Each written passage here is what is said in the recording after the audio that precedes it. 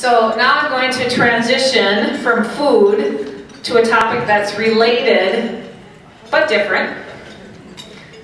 Toilets. I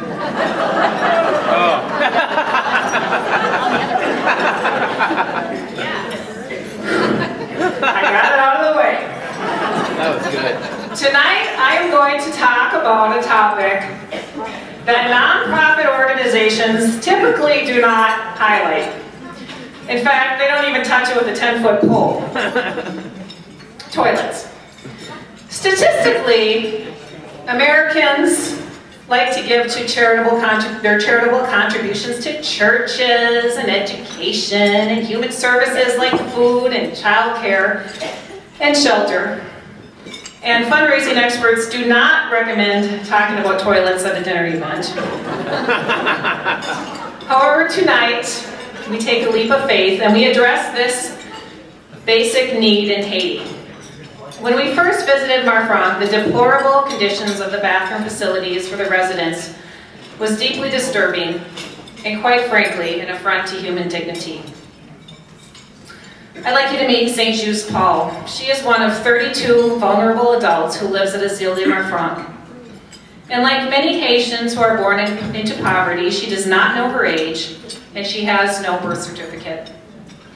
She has 5 children, and all are deceased. She is truly alone in this world. 30 years ago, she suffered a leg injury, and due to inadequate medical care in Haiti, her leg had to be amputated, and she no longer has vision. So now she is blind and disabled, and she is entirely dependent on the sisters and the other residents at Marfranc. The only available bathroom for St. Just Paul is a painstaking 10-minute walk from her bed. 10 minutes, I'm not kidding, I followed her. She goes downstairs over uneven terrain. She uses crutches, and because she is blind, she has to be led by a rope for guidance. Observing this effort is unspeakably heartbreaking. The outhouse that she uses is foul and it's fly-infested. She cleans herself in a simple stall with no running water. Can you imagine the challenge of being blind and attempting to use a crutch with only a bucket and a cup to bathe?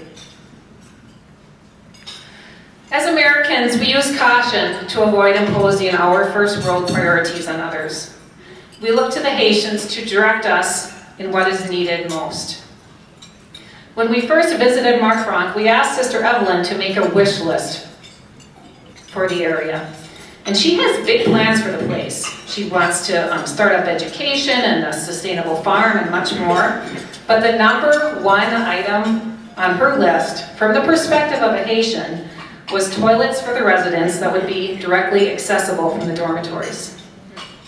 So here's a video to give you a visual of the situation in which St. Just Paul lives.